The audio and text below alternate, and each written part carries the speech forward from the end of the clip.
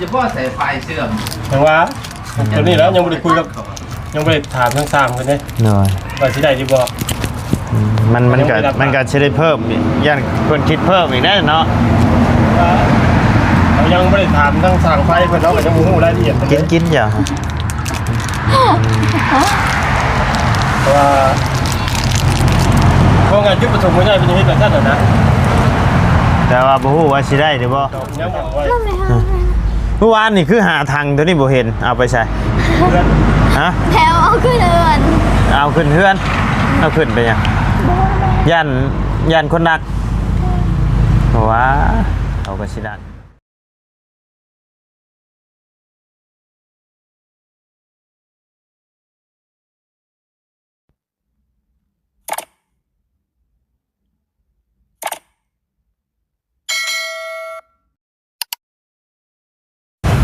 ใช่ชุกแล้วบอกหมอน้ำไม้นะ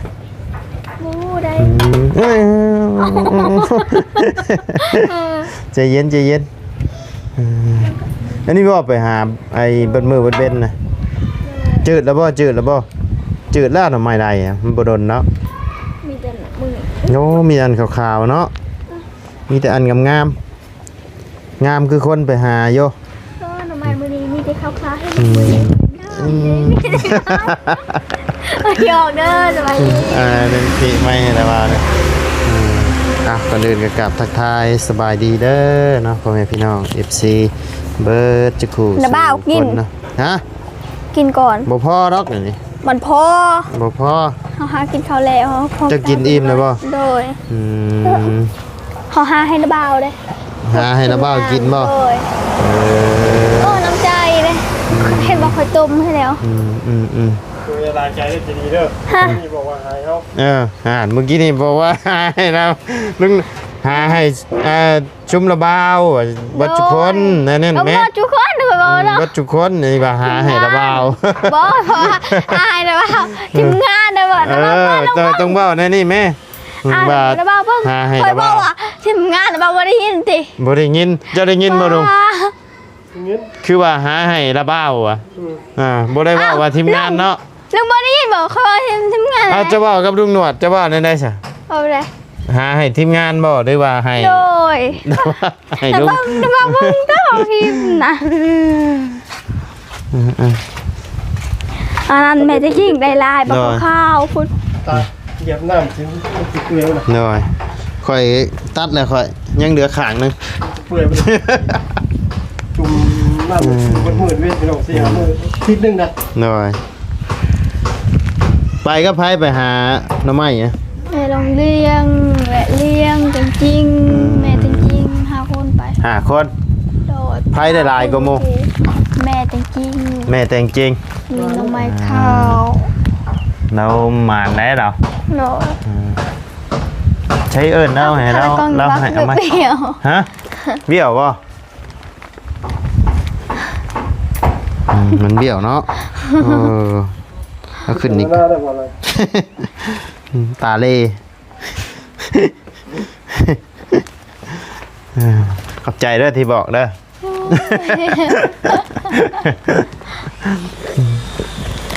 คิดว่าขนมเอาให้ชิมมึงก่อนคันมันแซ่บจังเอาอีกบ่แพงเนาะกินก่อนน่ะ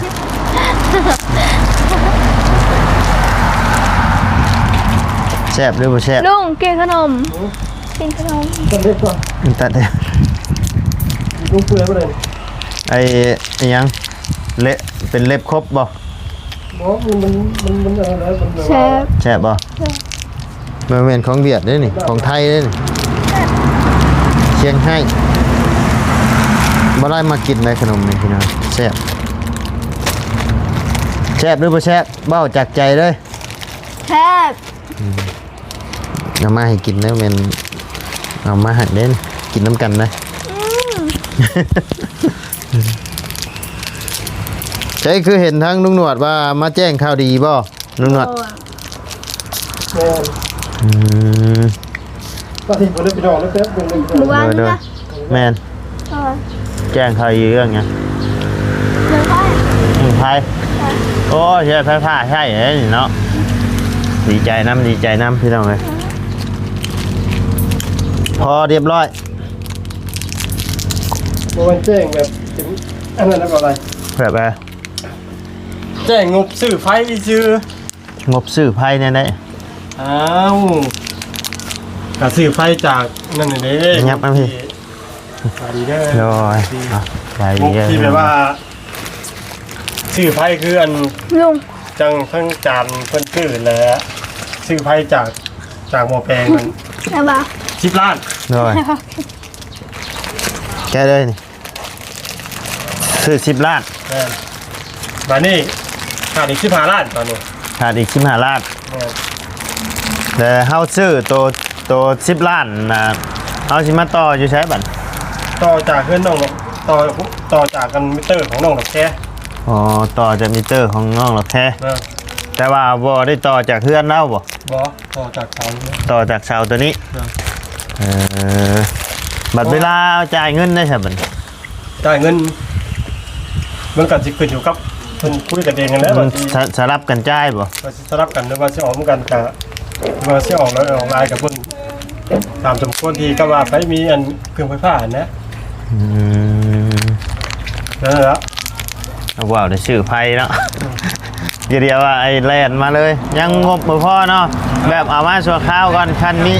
สิฟ้าของเจ้าเยอะ ซื้อไปซื้อสายมันเดินเองอีก เอ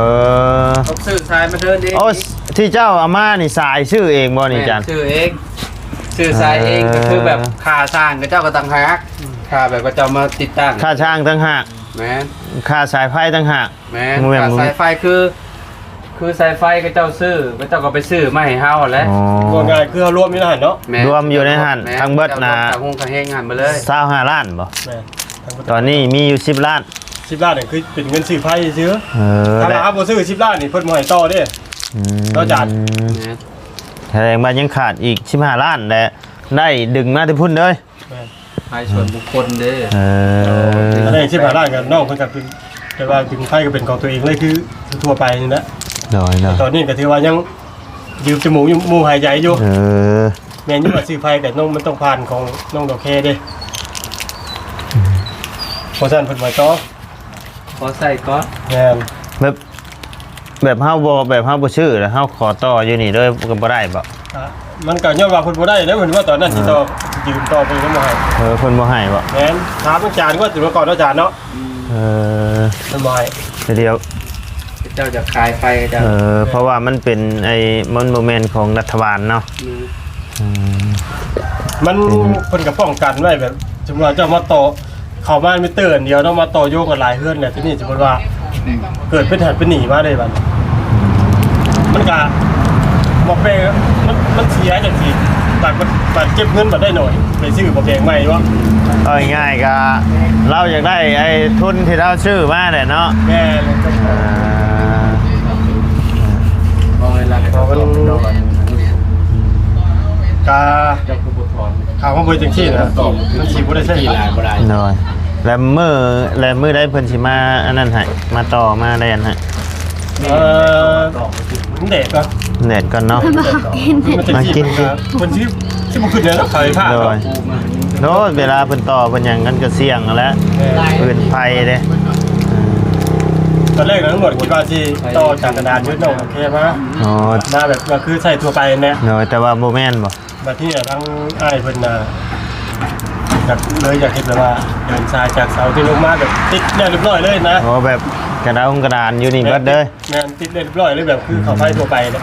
อ่า แต่ที่นี่ช่วยกินเลยนะครับไว้ว่า แต่ว่าเอาในนี่ดึงในนี้บ่ได้ต่อมาแต่เฮือนดอกแค่เนาะ แต่ว่าต้องคุยกับสามไฟผมก่อน เพราะว่าสร้างไฟเจ้าสิตัดอย่าพ่อใส่ไฟเสื่อม แต่ว่าตัวนี้แล้วยังไม่ได้คุยกับยังไม่ได้ถามทั้งสามคนเลย หน่อย ว่าสิได้ดีบ่ มันก็สิได้เพิ่มอีกย่านเพิ่นคิดเพิ่มอีกได้เนาะ เรายังไม่ได้ถามทั้งสามไฟเพิ่นเนาะก็ยังบ่ฮู้รายละเอียดเพิ่นเลย กินอย่า เพราะว่า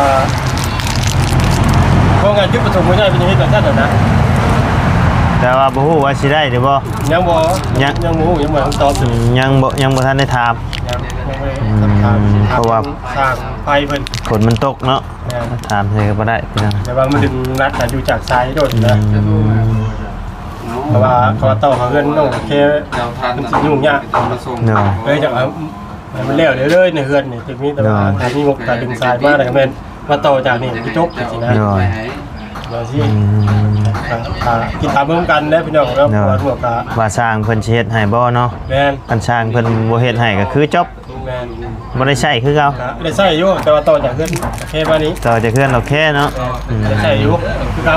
อืม เป็นตะบะ เก็บไปดิ ก็ถึงจะกันนะไม่ได้บอกหรอกนะ เบิดเลยเด้ บอกแพนพงเอาไปผู้เดียวก็สบายกินน้ำอะไร จักเว้าช่าง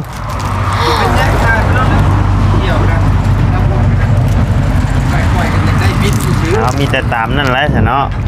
เอา อ้าวลูกช่วยแฮมอส ใส่ไพ่กับใส่ไพ่แบบยังไม่ได้100% หน่อย ยังไม่ได้เป็นตัวเอง แม่น มีแต่ว่าซื้อจากหมวกแดงเจ้าของหมวกแดงเป็นมากซื้อ หน่อย ยังมีงบส่วนนี้ ยังบ่มีงบสิต่อมาแต่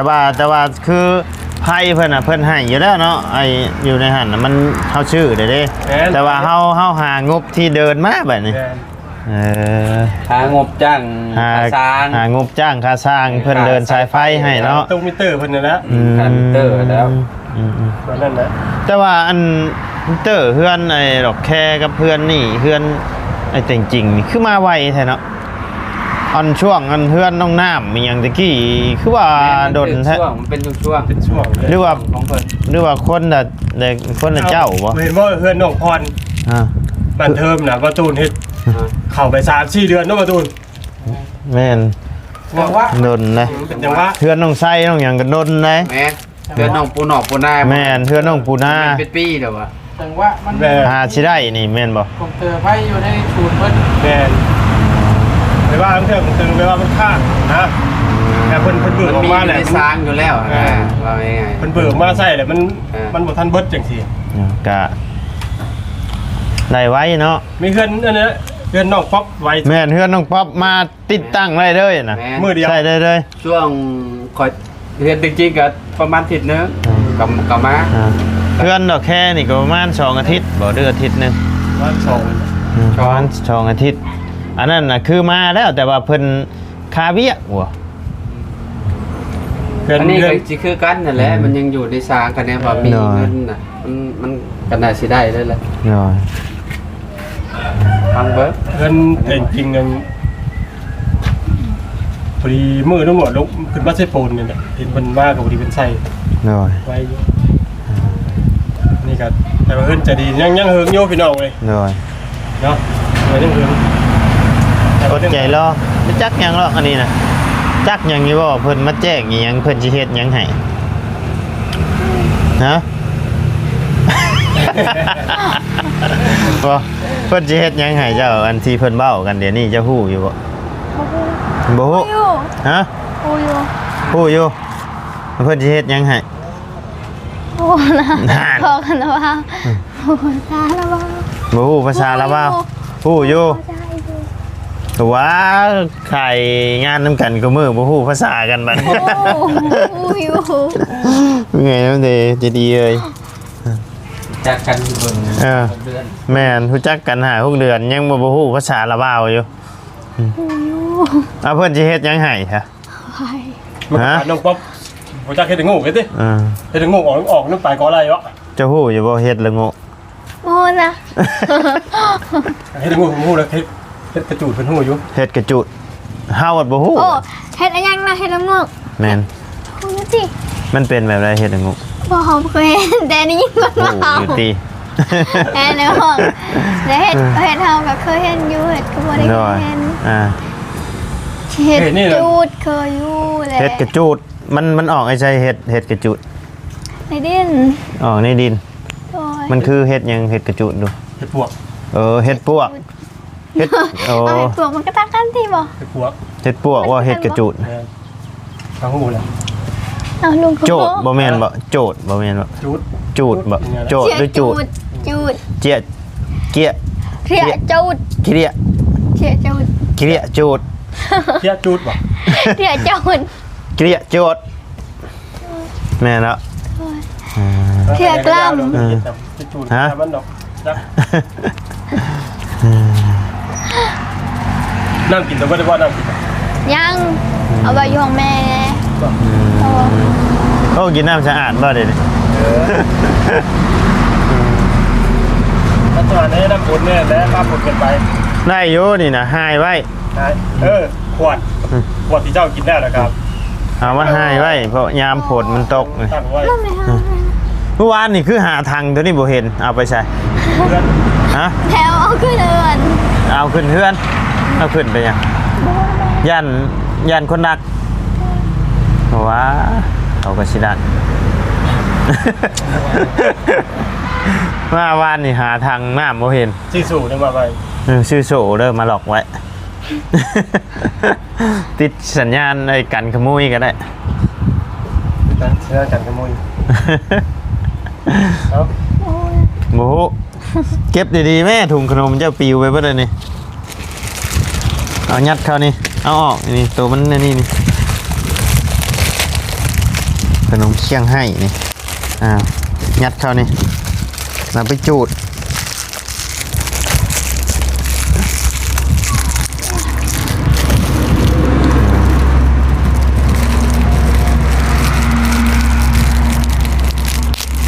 กิน เป็นเบากินลายก็คอย ฮะไพ่กินได้กว่า แต่เบา บ้าแล้วว่าหาจะกินอันเดียว ป้าเรากินก่อนเลยก่อน ไม่ว่าอะไร ฮะ ชวนเจดีทอดไข่ ทอดไข่ ทอดไข่เป็นนี่ป่ะ ดองแล้วบอกกระทะใหม่นะ ยังไม่ได้แก้เจ้า อืม เขาเที่ยงเล่น เจ้าหิวแล้ว เขายังไม่ได้หิวเขากินแค่เลยเขาหาได้ทำไมจะกินตรงนี้ใส่ไข่ กำลังทำงานในเราไล่อยู่ เนาะยาได้ใช่ ตรงมาดิ แล้วตอนแรก ตอนแรกทอดไข่เคยทอดไข่อยังบ่แต่ใหญ่มานี่ เธอหนึ่งขอทอดกันบ้านบอกใครละช่องน้อยอ่ะ ไข่ของหน่วย ยังทอดไปทอดมาเดืออยู่หน่วยเดียว ก็เราเห็นคนเห็นบอกจะค่อยว่าเสร็จแล้วเราให้เขาเห็นแล้วบอกว่าจะให้แตงแล้วไม่เห็นเห็นอ่ะแล้วก็ไข่แล้วว่าใส่ยาหม้อไข่มันหนุนอยู่นี่ ไพ่เป็นคนเห็ด บอจุกี้ไม่ได้กินใช่ไหม บ่ได้กินครับนี่ที่คนเห็ดบ่เป็นสรุปแล้วแล้วว่าเจ้าก็เห็ดบ่เป็นว่าดอก บอกมันเมื่อเราให้ดูแล้วให้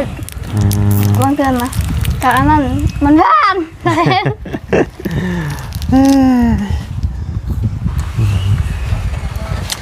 เมื่อไรเราชาวว่าเราให้ทอดไข่เราชาวว่าทอดไล่ๆแต่ว่าเป็นเพื่อน เอาก็ตามนั่นแหละเนาะดีใจน้ำเด้อที่สิมีพื้นมีไฟใช้เลยสิมีคือหมู่แล้วล่ะบาทนี้ได้ใส่พื้นใส่ไฟเลยเนาะตอนมีเฮือนดอกแคก็มีแล้วกองมีก็มีแล้วแต่งจริงก็มีแล้วเหลือแต่ใจดีกับเลี้ยงต่อเฮือนละสาวก็ได้มาเฮือนละสาวแล้วคือว่าได้เพิ่นหมวยต่อคือเก่าเนาะก็ต้องได้ซื้อคือเก่าพี่น้องมันยากตัวนี้แหละและ